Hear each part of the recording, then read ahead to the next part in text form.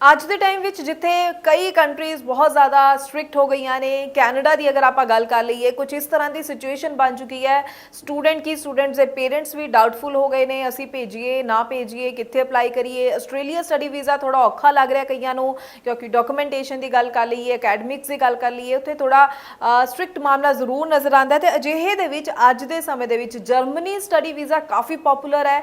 Visa success rate ਦੀ ਗੱਲ ਕਰੀਏ, ਉਹ ਵੀ ਬਹੁਤ ਅੱਛਾ ਚੱਲ ਰਿਹਾ ਹੈ। ਸਟੂਡੈਂਟਸ ਦਾ ਰੁਝਾਨ ਵੀ ਇੱਧਰ ਨੂੰ ਬਹੁਤ ਜ਼ਿਆਦਾ ਵੇਖਣ ਨੂੰ ਮਿਲ ਰਿਹਾ ਹੈ। ਤੇ ਇਸੇ ਲਈ ਅੱਜ ਪੂਰੀ ਇਨਫੋਰਮੇਸ਼ਨ ਜਰਮਨੀ ਸਟੱਡੀ ਵੀਜ਼ਾ ਨੂੰ ਲੈ ਕੇ ਹੀ ਤੁਹਾਡੇ ਨਾਲ ਸਾਂਝੀ ਕਰਨ ਜਾ ਰਹੇ ਹਾਂ ਕਿ ਅੱਜ ਦੇ ਸਮੇਂ ਵਿੱਚ ਕਿਉਂ ਇਸ ਨੂੰ ਇੱਕ ਅੱਛੀ ਆਪਸ਼ਨ ਮੰਨ ਸਕਦੇ ਹਾਂ, ਸਟੂਡੈਂਟਸ ਨੂੰ ਕਿਸ ਤਰ੍ਹਾਂ ਦੇ ਬੈਨੀਫਿਟਸ ਮਿਲ ਸਕਦੇ ਨੇ।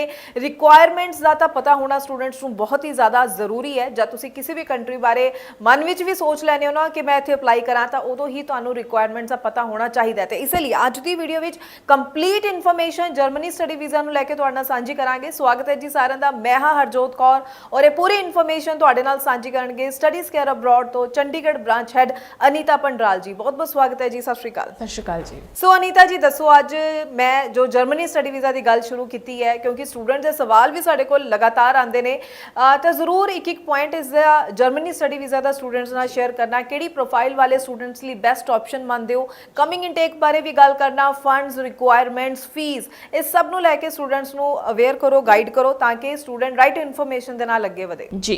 सो आज की अगर मैं बात करूँ तो जर्मनी स्टूडेंट्स के बीच में एक ऐसी डेस्टिनेशन बन चुकी है जो कि हर स्टूडेंट डिस्कस करना चाहता है और हर स्टूडेंट उसके बारे में जानना चाहता है। तो सबसे पहले जर्मनी, अगर मैं एज एन स्टडी स्क्वायर की बात करूँ तो हम जर्मनी को काफ़ी टाइम से प्रमोट कर रहे हैं, तब से प्रमोट कर रहे हैं जबकि कनाडा और ऑस्ट्रेलिया भी बूम पे था, तब भी हमारी जो कोर डेस्टिनेशन थी वो जर्मनी ही थी।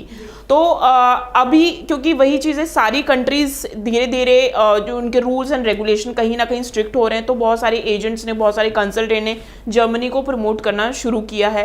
सो students are getting the information, but ये बहुत ज़्यादा ज़रूरी है कि आप तक राइट इन्फॉर्मेशन पहुँचे, आप तक राइट रिक्वायरमेंट पहुँचे।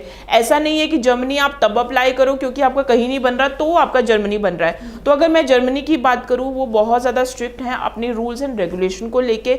उनके जो रूल्स हैं वो भी टाइम टू टाइम चेंज होते रहते हैं। तो अभी जो रिसेंट जो उनके रूल्स एंड रेगुलेशन चेंज हुए हैं, वो सबसे पहले ये है कि earlier they were accepting the PTE, वो पीटी को एक्सेप्ट कर रहे थे, लेकिन अब उन्होंने कहीं ना कहीं क्लियरली अपने डॉक्यूमेंटेशन पे बोल दिया कि now onwards they will accept only IELTS. So अगर आइल्स है, अगर आइल्स आपने नहीं किया है तो टोफल के साथ अप्लाई कर सकते हो, नो एनी अदर टेस्ट। तो अगर आपका आइल्स एंड टोफल है तो जर्मनी में आई डोंट थिंक कि कोई ऐसा आपको प्रॉब्लम आएगी। आइल्स की जो रिक्वायरमेंट है वो 5.5, और अगर कोई स्टूडेंट मास्टर्स के लिए जाना चाहता है तो देन रिक्वायरमेंट शुड बी 6। दूसरी चीज़, इस टाइम पे बहुत सारे स्टूडेंट्स कंफ्यूज्ड हैं अपॉइंटमेंट्स को लेके कि अपॉइंटमेंट्स नहीं मिल रही हैं, बिकॉज कहीं स्टूडेंट्स ने एप्लीकेशन अप्लाई करी थी, एपीएस भी अप्लाई किया था, and students are not getting the appointment. तो सबसे पहले जब भी आप जर्मनी के लिए एप्लीकेशन अप्लाई करें, जिस दिन से आपकी जर्मनी के लिए एप्लीकेशन अप्लाई होगी, मेक श्योर कि साथ ही साथ आप एपीएस भी अप्लाई कर लें, so that we can save your time. Because आपकी ऑफर लेटर आने में, आपका ऑफर लेटर एक्सेप्ट करने में it will take 15 to 20 days, but अगर मैं एपीएस की बात करूँ तो APS will also take 20 to 25 days का जो एपीएस है वो भी टाइम लगेगा। सो अगेन, अगर आप एपीएस साथ में अप्लाई करोगे तो आपका टाइम बच जाएगा। जैसे ही आपका ऑफर लेटर आता है तो विदाउट एनी डिले यू पे योर ट्यूशन फीस। अब अगर मैं ट्यूशन फीस की भी बात करूँ, बहुत सारे स्टूडेंट्स हैं, स्कॉलरशिप की बात करें, जर्मनी में हमेशा आपके पास एक ऑप्शन होती है कि इधर you can apply, you can pay your half year tuition fees, या फिर मिनिमम डिपॉजिट, या फिर पूरे साल की फीस। तो अगर आपके पास प्रॉपर फंड्स की अवेलेबिलिटी है, अगर आपके पास कंप्लीट पैसा है, एंड अगर आप 1 साल की ट्यूशन फीस पे करोगे तो आपको ज़्यादा डिस्काउंट मिलेगा। यानी कि आपको जो स्कॉलरशिप की हम बात करेंगे ना, तो स्कॉलरशिप आपको ज़्यादा मिलेगी। जर्मनी में हम स्कॉलरशिप नहीं वर्ड यूज़ करते हैं, हम वर्ड जो यूज़ करते हैं वो डिस्काउंट यूज़ करते हैं। सो अगेन, आपको जर्मनी में ये चीज़ है, अगर आपके पास पैसों का अरेंजमेंट है तो go ahead with the 1 year tuition fees, so that आपको मैक्सिमम टू मैक्सिमम बेनिफिट हो in term of the scholarship. उसके बाद जैसे ही आपने अपनी ट्यूशन फीस पे कर दी, एपीएस आपका आ गया, स्ट्रेट अवे आप अपॉइंटमेंट के लिए अपनी जो प्रोफाइल है वो वेट लिस्टिंग में डाल दीजिए, बिकॉज इस टाइम पे जो टाइम है अपॉइंटमेंट के लिए वो 2 से 3 महीने का लग रहा है। तो अब इस टाइम पे ये बिल्कुल भी एडवाइजेबल नहीं है कि आप नवंबर इनटेक में अप्लाई करें या फिर बहुत नज़दीक वाले इनटेक में अप्लाई करें। जर्मनी में आप बिल्कुल भी उस चीज़ में मत जाइए कि कोर्स अवेलेबल है या नहीं है। जर्मनी में जो टाइम लग रहा है वो अपॉइंटमेंट्स में टाइम लग रहा है। कोर्स अवेलेबल होगा, आपने फीस भी पे कर दी, सारा सब कुछ पे कर दिया, लेकिन व्हाट इफ अगर आपको अपॉइंटमेंट ही नहीं मिली, तो अपॉइंटमेंट के लिए आप 2 से 3 महीने की विंडो जरूर रखिए। सो दैट मीन्स अगर आप आज बैठे हो तो at least you apply for the March intake, so that आपका जो वीज़ा है वो टाइमली बेसिस पे आ जाए। क्योंकि जब आपकी अपॉइंटमेंट मिल जाती है तो अपॉइंटमेंट मिलने के बाद दे आर टेकिंग अप्रॉक्सीमेटली जो टाइम लग रहा है वो 1 मंथ का टाइम लग रहा है।